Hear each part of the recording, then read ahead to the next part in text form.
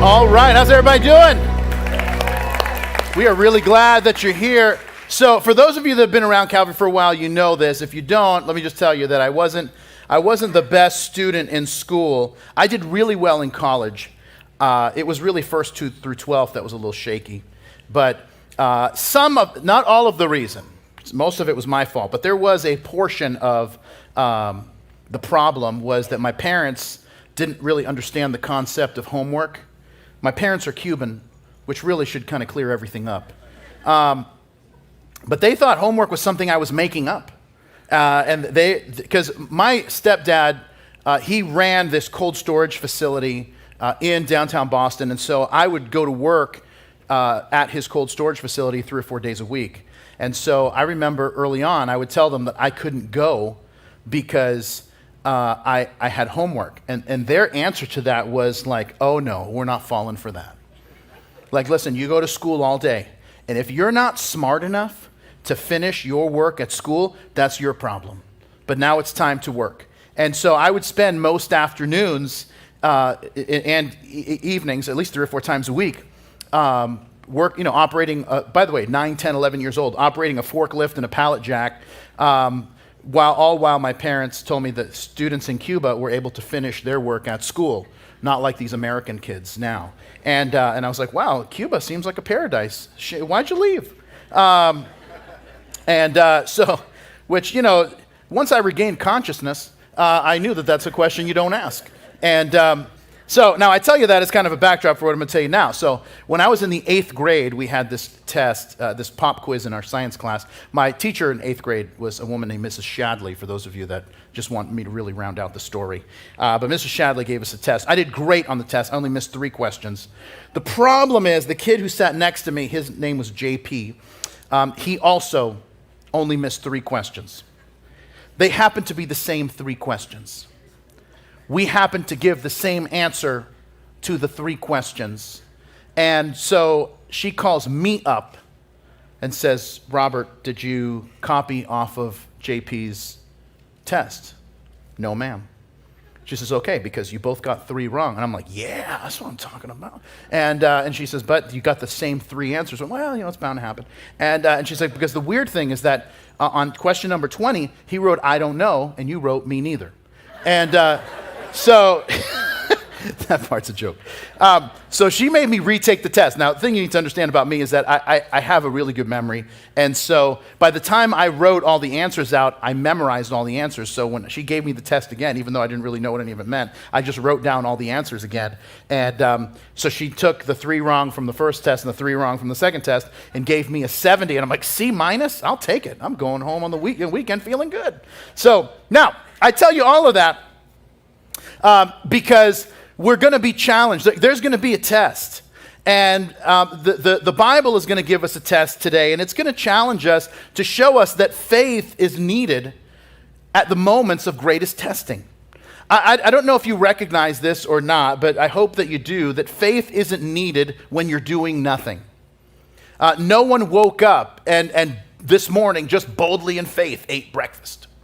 You didn't need faith to eat breakfast. Well, I suppose depending on who cooked it. But most of the time we don't need faith to eat breakfast because faith necessitates action. Because faith is acting like God is telling the truth. It's not simply an emotion.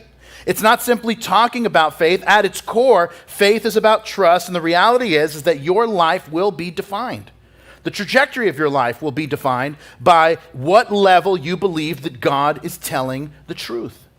And so what I want to do in our time together is look at essentially 3 problems. They become these 3 storms that we're gonna look at in chapter 14 of the Gospel of Matthew. And those of you that don't know, we've been working our way chapter by chapter, verse by verse through the Gospel of Matthew. I think this is our 23rd message in the Gospel of Matthew, and after today, we'll be halfway there. Cue up the Bon Jovi song, because whoa, whoa, we're halfway there. All right?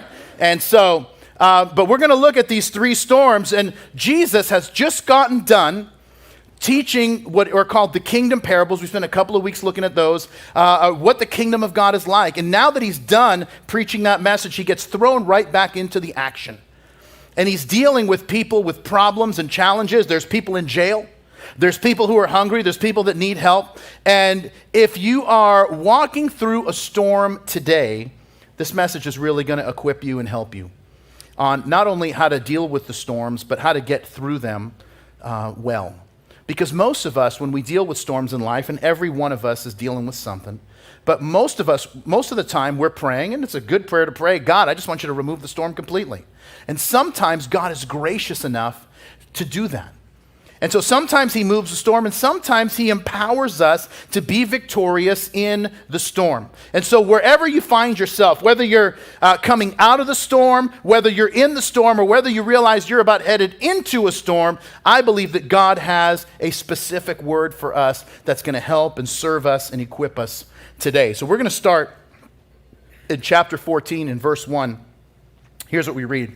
At that time, Herod the Tetrarch heard the report about Jesus and said to his servants, "This is John the Baptist. He is risen from the dead, and therefore these powers are at work in him." For Herod had laid hold of John, bound him, and put him in prison for the sake of Herodias, his brother Philip's wife, because John had said to him, "It's not lawful for you to have her." And although he wanted to put him to death, he feared the multitude because they counted him as a prophet. But when Herod's birthday was celebrated, the daughter of Herodias danced before him and pleased Herod. Therefore he promised with an oath to give her whatever she might ask. So she, being prompted by her mother, said, "Give me John the Baptist's head here on a platter." And the king was sorry, nevertheless, because of the oaths and because of those who sat with him, he commanded it to be given to her. So he sent and had John beheaded in prison.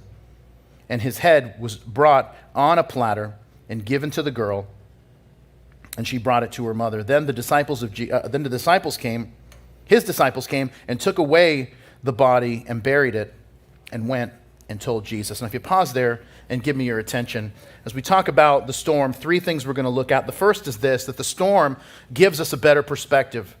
Now, we talked a little bit about this situation back when I taught Matthew chapter 11, when John was first imprisoned. But maybe you weren't here, maybe you forgot, but if you do, let me remind you of what's happening here to give you a little bit of background. The Herod that's mentioned here, Herod the Tetrarch, is the guy who's named Antipas, and he is the fourth son of Herod the Great. Now, Herod the Great is the guy in Matthew chapter 2 that tried to kill he killed all the babies in Bethlehem trying to kill Jesus. Well, he had a bunch of kids. The fourth son that he had was named Antipas, and he was a tetrarch, which means he was a quarter ruler. That is, he ruled 1/4 of Israel with his two brothers. Now, if you'll see the map here, you'll see Israel is divided. So this is all of Israel here. Actually, today Israel goes down a little further, but ancient Israel, this area that's in kind of this reddish color was ruled. This is half the kingdom that was ruled by Herod Archelaus. Now, Archelaus ruled the area mostly to the south, which started in Samaria and all of Judea, which included Jerusalem and this area near the Dead Sea. The northern part of Israel was split, and so he ruled.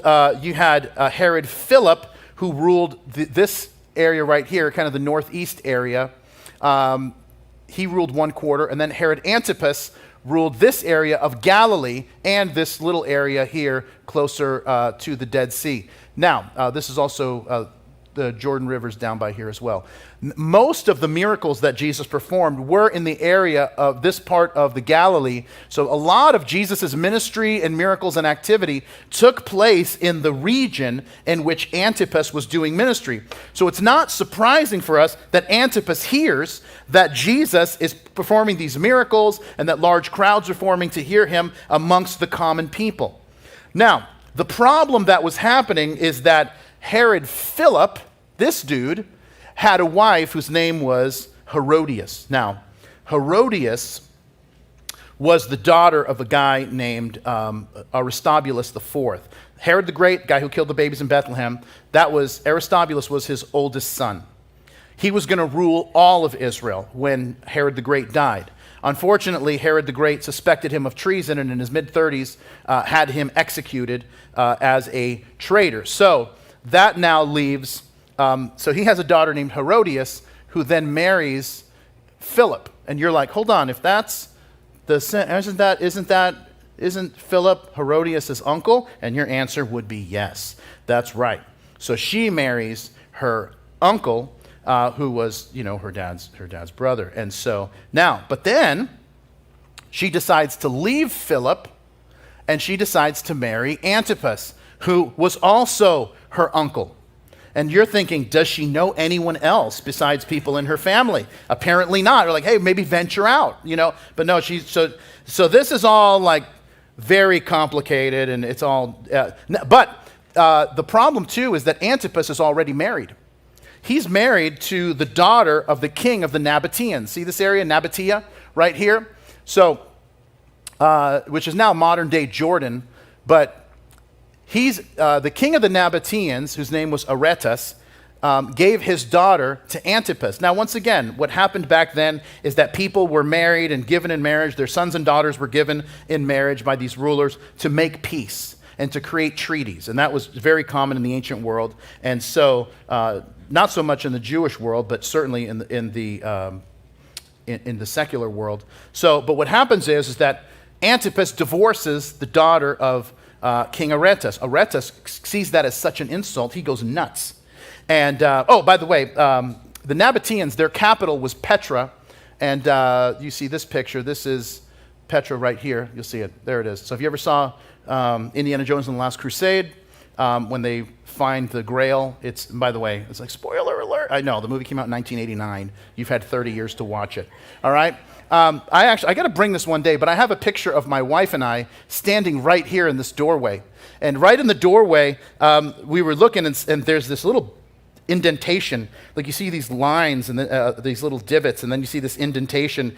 And I asked the tour guide, like, hey, what is this for? He goes, oh, because this is where they did all the human sacrifices. And so anyway, my wife and I we thought it'd be a romantic place to take a picture. And so we have a picture right there, like right where the sacrifices were. Anyway, so Aretas is so upset that Antipas has divorced his daughter. He sends all of his military up to the area of Galilee to destroy Herod. He wipes out Herod's army, and he's just about to wipe out Antipas when Tiberius Caesar hears about this, and he sends a Roman legion to then beat back the Nabateans to keep Herod from being killed. But once again, this guy divorcing his wife and marrying his niece, by the way, this is causing an international crisis. Now, John the Baptist speaks out about this, and so he arrests John to garner favor with his wife/niece, Herodias. Now, if you're keeping score at home, you've got two brothers that are both married then to the same niece, and the only person getting punished is the man of God who's saying, hey, you probably shouldn't do that. Now, this is one of my least favorite Bible stories. I absolutely love John the Baptist. Outside of Jesus, my favorite Bible character is John the Baptist. And it's just, I get, at first read, you get frustrated because you're thinking, this is a guy who's doing all the right things, and it seems like evil is winning the day. But here's what I want us to do. I want us to pull back a little bit. Let's zoom out the camera a little bit, because evil isn't winning anything.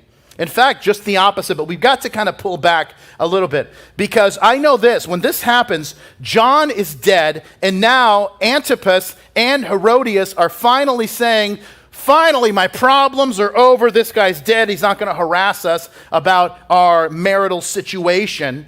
And so, but here's the thing. After the whole ordeal with the Nabateans and the king and all that, and Tiberius having to send the military to save Antipas, Antipas was kind of on the outs with the throne.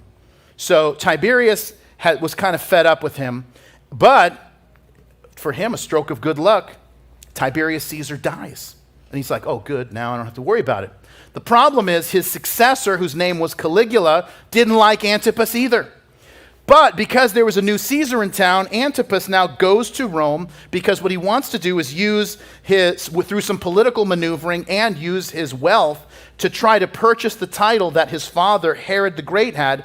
He had the title King of the Jews, and so he's trying to purchase that title from Caligula. Well, Caligula, when he gets there, Antipas. Caligula is so fed up with Antipas and all the problems that he's causing that Caligula then takes everything that belongs to Antipas. He takes his wealth, he takes his position, and he takes his title and gives it to a guy named Agrippa. Now, you read the book of Acts later, you'll read about Agrippa. But then he takes everything, he gives it to Agrippa, and he takes Antipas and Herodias and banishes them into this horrible place called Gaul. And then, and so now you have, oh, and I forgot to tell you this. Agrippa is Antipas's nephew because Agrippa is Herodias' brother. This is a telenovela. And so, what a mess. And so now and Antipas now gets cast out, it gets banished, and he and Herodias live just a few short years, and then in misery, and then they are gone as well. And listen, he's just a footnote in history. And John dies at their hand, and John's legacy is that you cannot tell the story of Jesus without telling the story of John. See, here's what John knew that Herodias and Antipas did not, is that this life is not all that there is. The Apostle Paul would say it this way in Romans chapter 11. He says, and do this knowing the time, that now it is high time to wake up out of sleep. For now our salvation is nearer than when we first believed. The night is far spent, the day is at hand. Therefore let us cast off the works of darkness and let us put on the armor of light. You see, as believers, as followers of Jesus, we have this understanding that this life is not all that there is. That there is an eternity that we know is coming. Why? Because we know that because Jesus rose from the dead. And the promises that he made are now fulfilled in the fact that he rose from the dead. And listen, but if you think that this life is all that there is, then you are going to try to get everything you can here and now, because here and now is all that there is. And so for years, my family and I, we had annual passes to Disney World. And a few years ago, we canceled because then they were like, hey, we want this much money and we want these body parts as well for you to continue. And I'm like, well, I only have one liver. You can't have it. And so it just it just wasn't worth it. And so we just said, you know what? We can't do it. And so, but I don't know, but when we had annual passes, we would meet up with friends that were there, whatever. So one year I'm speaking at a conference, this church conference in Orlando, and we decided to make it a little bit of a family vacation. And I had a friend who was attending the conference, and he said, oh, my family and I, we got one-day passes for Magic Kingdom. I heard you're going to Magic Kingdom tomorrow. And I said, I am. He goes, hey, let's meet up for lunch. And I said, yeah, that sounds great. So we meet up with my friend whose name is Travis, and we meet up for them at lunch. And so we end up at this place in Tomorrowland called Cosmic Rays. I don't know if you know Cosmic Rays. My wife can't stand Cosmic Rays. And but somehow, and I don't really like it either, but we always end up at Cosmic Rays, and I don't know why that is. It is the worst laid out restaurant in the history of food, because there's one line if you want meat, there's another line if you want chicken, and a third line, I think, if you want venison or something else. And then, you got 5 people in your family, which I suppose is fine if you're by yourself. You got 5 people in your family. It's like, all right, well, we'll be in this line, and what a disaster. So anyway, so we're sitting there, and my friend Travis and his family, they are strategizing the entire lunch about how they're going to ride everything before 11 p.m. And so because I like to get involved in conversations that don't concern me, I start asking, and I'm like, what time did you guys get here? He's like, what time did we get here? Time you're supposed to get here, 7 a.m., right when the rope drops. And I'm like, what? And I'm like, and so what time are you leaving? And they're like, well, we're going to ride everything that this park has to offer by 11 p.m. Then we're going to watch the parade, and then we're going home. And I'm like, I'm tired just listening to you talk about that. And they're like, well, what time did you guys get here? And I'm like, I don't know, 10:45. And like, well, what do you plan? How are you going to ride everything? I'm like, I'm not riding everything. I got 3 fast passes, and this is back when they had fast passes, back before it was miserable. And so I'm like, I'm riding 3 fast passes and maybe one other thing. I'm having lunch, and I'm definitely having a snack, and then I'm out of here. And then whatever I miss, I'll catch next time. And whatever I don't catch next time wasn't God's will for me. But I am not staying here longer than is. And listen, here's the thing, because it's not the end. because I feel like I've got an eternity to attend, to want to ride whatever I want for this kingdom. But listen, if you view your life like a one-day pass, you will run over everything and use anyone to get what you think you deserve, what you think you need, what you think you want. Herod lived his life like this. And in the end, his life was an absolute waste. John lived like there was another kingdom that was coming, and that's why his legacy is still speaking to us 2,000 years later.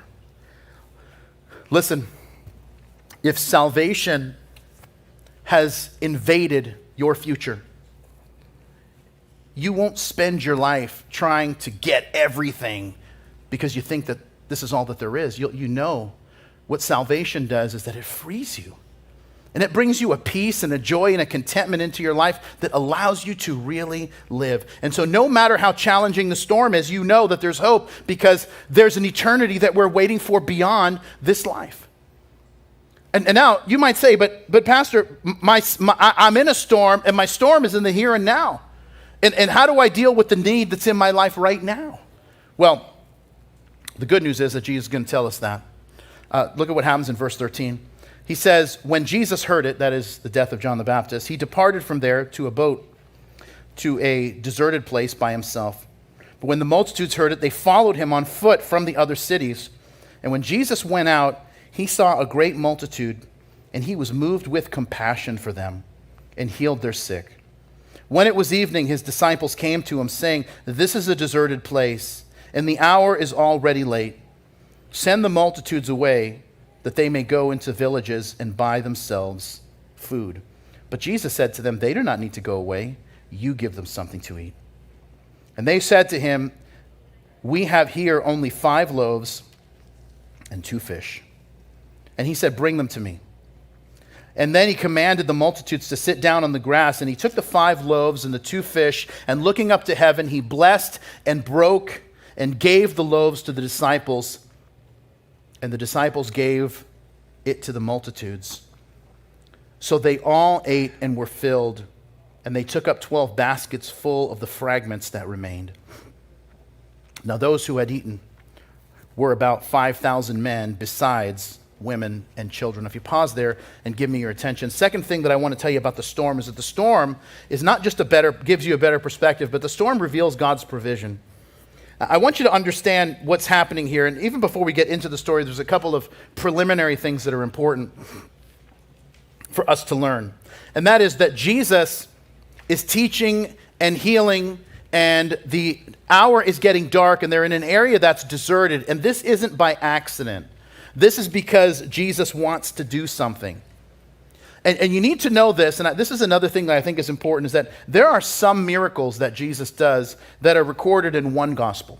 There are some that are recorded in 2, and there's many that are recorded in 3. This is the only miracle that's recorded in all 4 gospels because it was this special and grand of a miracle.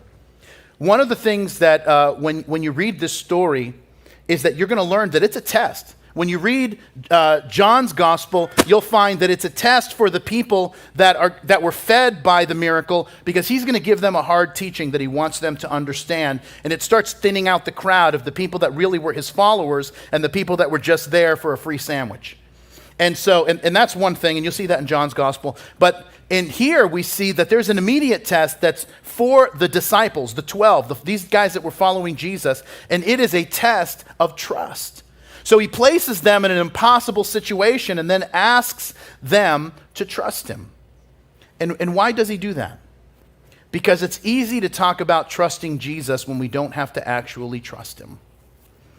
But when things get tough, that's when our trust is revealed. Now, another thing that's important to note, and then we're going to start dealing with the text, is that at the end of verse 21, it says that those who had eaten were about 5,000 men, besides women and children. So this is 5,000 only including the men. So scholars believe that this is probably not the feeding of the 5,000, the feeding of the 15 to 20,000.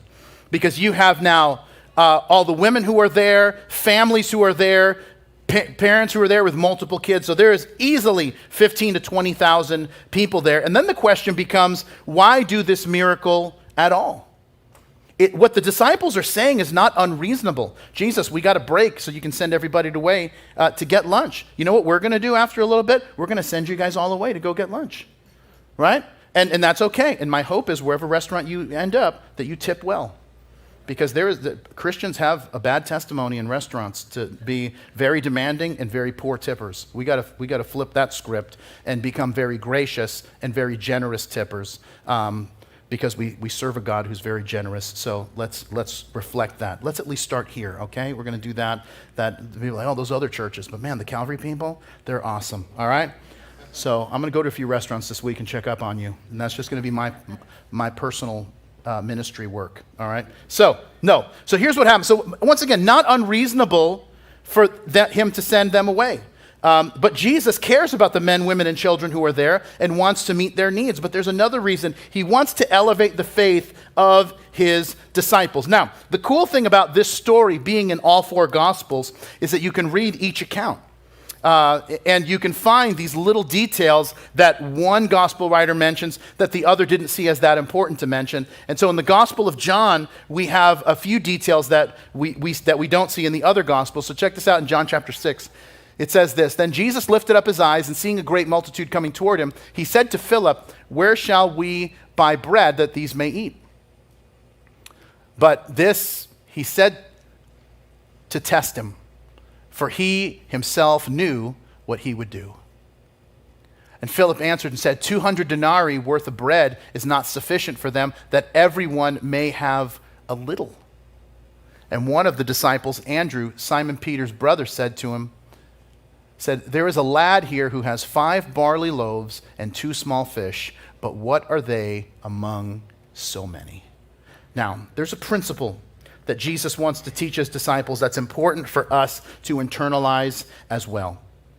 We can make it a little equation if we want, and that is this, that my obedience plus God's blessing equals abundance. Now, the part of this teaching that blows my mind is that if this little boy had just kept his lunch to himself, that little lunch would not even have filled him up. Because we think 5 loaves, and we're thinking, oh, these are like 5 big loaves of Cuban bread. I mean, just one slice of Cuban bread will fill you up. No, it's not what these were. By the way, so we can't think of it like that. I mean, but 5 fish, imagine, 25, some 20-pound bass. No, that's not what it is. The 5 loaves we read in the Gospel of John were barley loaves, which means that they were basically the size of dinner rolls. And by the way, barley is what the poorest people in Israel ate, because barley is what you fed animals. And so they were more like just these little rolls. And the fish that this little kid had are what are called upsarion in Greek, and they were basically the size of sardines. This kid did not have much to offer, and that's why Philip in the Gospel of John says, even if we had 200 denarii, which a denarii in the Roman culture was essentially a day's wage. So 200 days' wage, so 7 months worth of money or wages wasn't enough for people to even have a little. Not be filled, just to have a little. But so if that's the case, what in the world is Jesus trying to do here? He's trying to elevate their faith, and he wants them to see that 5 little rolls and 2 sardines is better than 7 months worth of wages when Jesus is involved. Now here's how our mind tends to work. The way that we tend to work is, well, if God wants me to be generous, then what he should do is give me more than 5 loaves and 2 fish, and then I'll be generous. But that's not the way that it works. You see, you take a step of faith and honor God with your resources, and then he multiplies it. The test is, do you believe that God can provide for you? And listen, some Christians, they never pass this test, and they keep stumbling over this teaching over and over again, and then they wonder why God doesn't ever bless their financial world, and it's because you never let God in. And God in his grace just doesn't let us move past this test before we get it, and then we move on, because there's always a connection between our giving and our faith. And lots of times we say that we have faith, but when we throw in our sardines, that's when it gets real. When I was in college and I was getting my undergrad in theology, I got to the end, and someone was supposed to help me with the tuition, and they kind of sold me out. So I ended up owing part of my last 2 semesters, and so I had finished all my coursework, and I had just gotten married, and I had no budget, but I got called in, and they're like, look, we know you finished everything. The dean calls me in. He says, I know you finished everything. You have this balance. We can't let you graduate until you deal with the balance. And I'm like, okay. And they're like, well, so what can you afford? And I'm like, I don't know, maybe like $50. I mean, when we just got married, I spent $35 a month on groceries. So, I mean, we were living on next to nothing. Well, once again, this is like 200 years ago before the invention of the light bulb. And, but anyway, but I wasn't going to graduate until I had paid off this debt. Now, so I remember I made like the first $50 payment. I'm like, all right, well, at this rate, I'm going to finish in about 6 years. And then I get called, and it's like, hey, the dean wants to see you. So when you come to church, stop by his office. So I get there, and some of you have been around Calvary for a while. I've told this story before. And he shows me a piece of paper, and it's my balance. My balance got zeroed out because somebody had paid off my debt. And God just said, I don't know how they knew, but God put it in somebody's heart and caused him or her to do this for me. And I remember being 23 years old. I was so moved when this happened because I had no idea, and I had no means by which to pay this. And I remember thinking, someday I want to do this for someone else. You know, I think that there's this thing that happens with Christians that we always talk about wanting to be blessed. And I want to tell you that there is a place in your life when you decide, God just does a work in you and you get blessed. And then you decide this, I don't want to just be blessed, I want to be the blesser. I want to be the blessing in somebody else's life. I want to live my life in such a way so that when there's an opportunity that arises and God is leading me to do it, that I can act and now be the hands and feet of Jesus in somebody else's life. And I think that that's the way of maturity. Well, a few months ago, someone I knew who's in college seeking a theology degree stopped taking classes because of a similar situation that happened with me. And they didn't have the money. They didn't want to go into debt over college, which I totally applaud. And so I reached out to the school. And I'm like, hey, without breaking any laws, can you tell me how much this person owes? And so they told me, and I went home to my wife, and I just said, honey, I feel like God is telling me that we should help.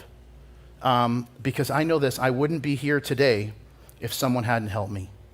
And so my wife is the most generous person that I know, and she just said, yeah, absolutely, let's do it. And so we paid the bill, and I have never been so happy. I don't know if you've ever gotten happy paying your FPL bill. I've never been happy paying my FPL bill. I do it begrudgingly, and it just brings out all my feelings about the government and all that. And so, but man, I'm telling you, you pay for somebody else's FPL bill, and it will bring a joy in you.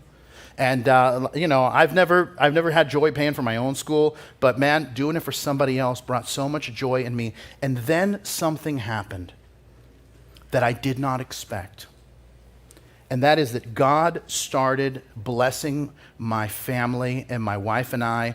I'm telling you, I paid that bill, and that everything that I paid within a week came back to us and then some in ways that I could have never predicted.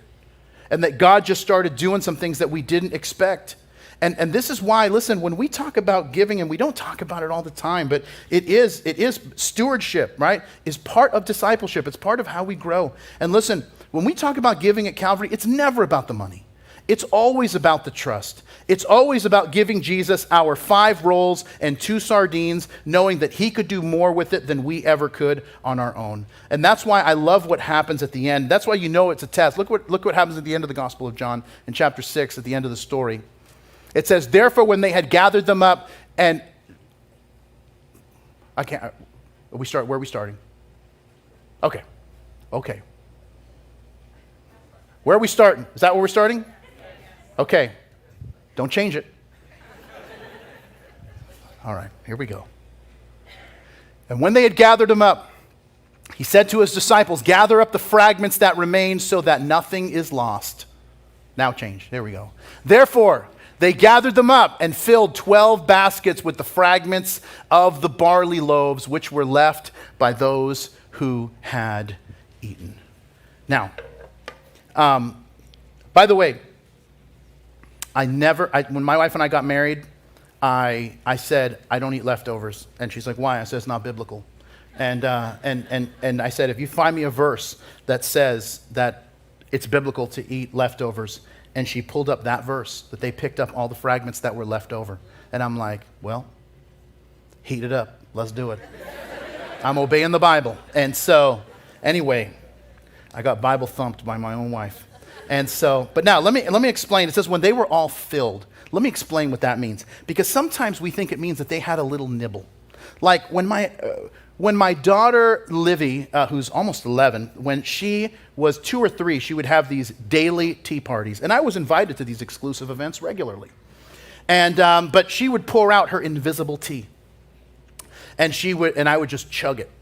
And then she would give me the plastic cracker that came with the tea set. And I was like, oh yeah, so good. And then as she got a little bit older, so now 3, 4, 5, she still wanted to have the tea party, but she wanted to she didn't want air tea and plastic treats. She wanted to start working with live ammo. And so we would give her water and a couple of saltine crackers. And somehow Livy would get the water all over herself, and then the crackers would start to disintegrate, and it would start sticking to her. She looked like a human croqueta by the time the thing was done, right? And we have the tendency to think that, everyone had a little bit, and they were like, I'm so full. Listen, that word that they were filled, that we reference in John chapter 6, that word literally means stuffed or glutted. You ever eat so much and get so full that you're like, I can't even have one more bite? I know, me neither. But this was like Thanksgiving, right? You have a couple platefuls of food and then you discreetly unbuckle your pants so that no one sees, just to kind of make room. And then they're like, well, do you want cake or pie? Like, well, I don't want to be rude, so just give me a huge heaping portion of both.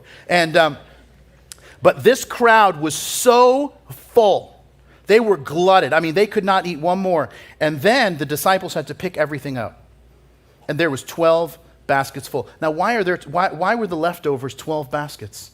Because there were 12 disciples, and Jesus wanted each one of them to carry a basket around to see God's resources and ability if we will trust him with 5 rolls and 2 sardines.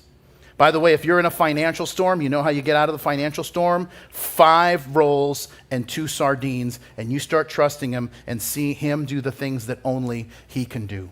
And you say, but I got a different kind of storm. Well, the good news is there's a different kind of storm that we see next. Look at verse 22. Immediately, Jesus made his disciples get into the boat and go before him to the other side while he sent the multitudes away. And when he sent the multitudes away, he went up on the mountain by himself to pray. Now, when evening came, he was alone there, but the boat was now in the middle of the sea, tossed by the waves, for the wind was contrary. Now, in the 4th watch of the night, Jesus went to them walking on the sea. And when the disciples saw him walking on the sea, they were troubled, saying, "It is a ghost." And they cried out for fear, but immediately Jesus spoke to them, saying, "Be of good cheer, it is I, do not be afraid." And Peter answered him and said, "Lord, if it is you, command me to come to you on the water." And he said, "Come." And when Peter had come down out of the boat, he walked on water to go to Jesus. But when he saw that the wind was boisterous, he was afraid, and beginning to sink, he cried out, "Lord, save me." And immediately Jesus stretched out his hand and caught him and said to him, "O you of little faith, why did you doubt?" And when they had gotten into the boat, the wind ceased. Then those who were in the boat came and worshipped him, saying, "Truly you are the Son of God." Now, if you pause there and give me your attention, last thing I want to tell you, and then we're going to go our way. And that is that the storm shows God's power. There's something that I don't want us to miss, is that it gives us this little detail that it was the 4th watch of the night. Jesus is setting this whole scene up. He sends the disciples away and says, "All right, get in the boat. I'll meet you on the other side." And it says that he sends the multitude away. "Hey, guys, I love you. Go back home and we'll see each other soon." And then he waits a little while until the 4th watch of the night.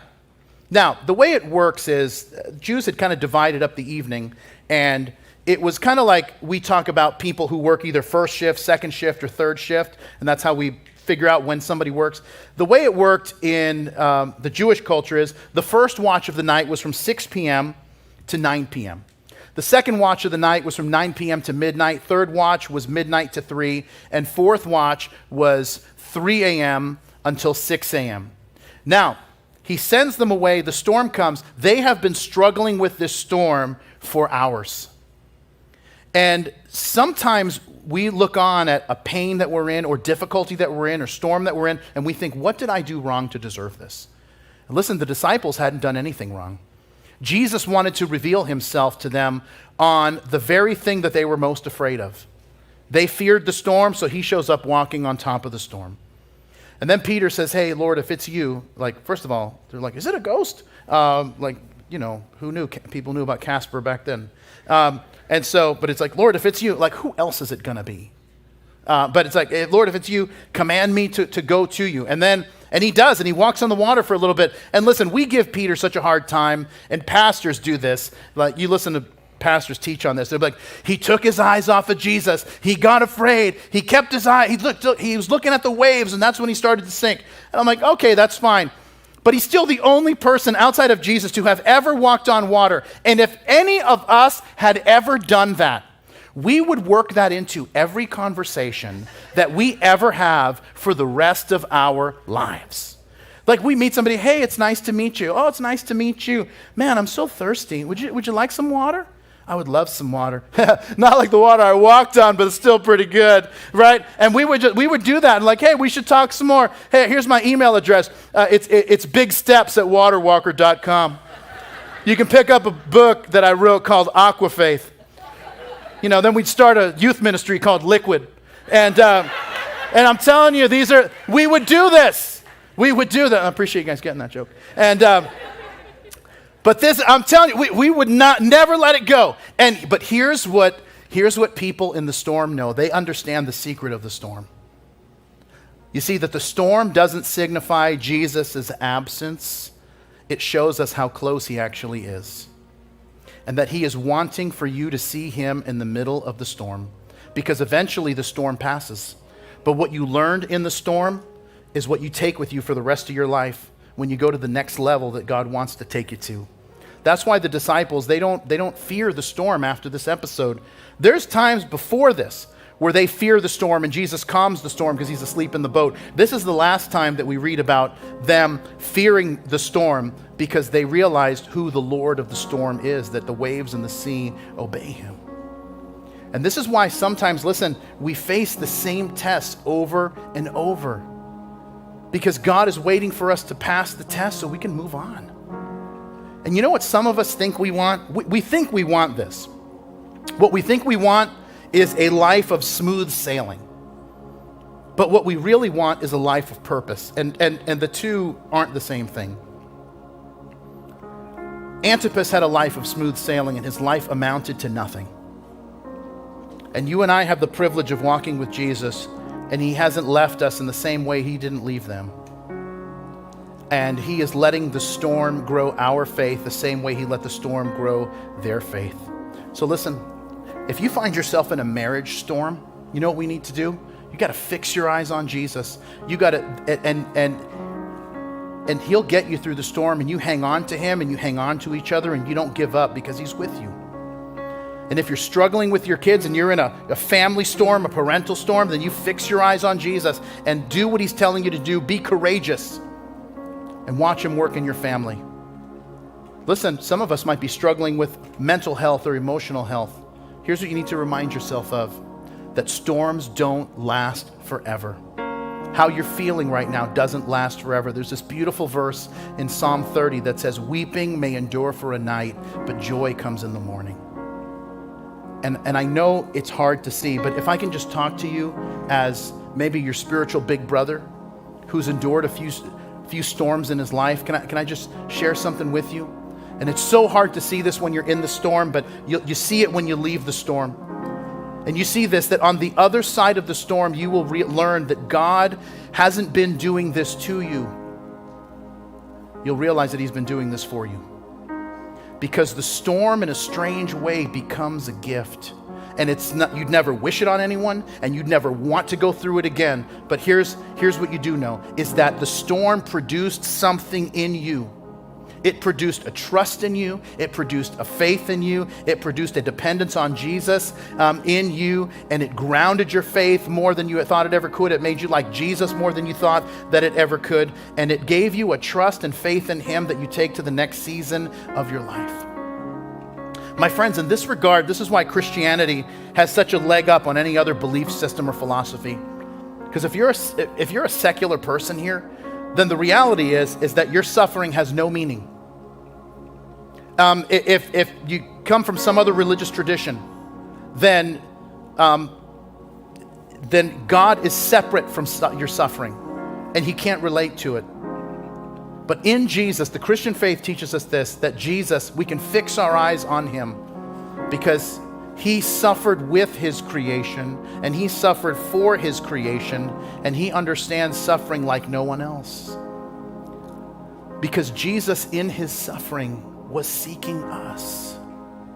And now the key to us handling suffering and the storms that we find ourselves in is by seeking him.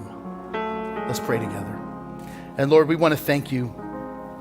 Thank you for the wonderful promise that you are there when we find ourselves in the storms. You are not absent. You're not separate. Instead, you're with us. You're never going to leave or forsake us, and we're grateful for that. So we pray, Lord, for every person in this room that is going through a storm, whatever sort it might be. God, make yourself ever so real and abundant in their life, that they would know that you are with them. And God, when we get through the storm, help us to be grateful and have a joy unspeakable because of all that you've done. And we pray it in Jesus' name, and everybody said, amen. Thank you for joining us today. If you made a decision to follow Jesus and begin a relationship with him, congratulations. It's the best decision you're ever going to make. You may be wondering, so what happens now? Where do I go from here? Just text BEGIN to 62488 and we'll be able to send you this free gift. It's a book called Begin, written by Pastor Bob, and it's going to help you take those first steps on your new journey of faith. So remember, to stay up to date with everything happening at Calvary, follow @MyCalvary on Instagram and Facebook. Until next week, we love you, we're praying for you. God bless you.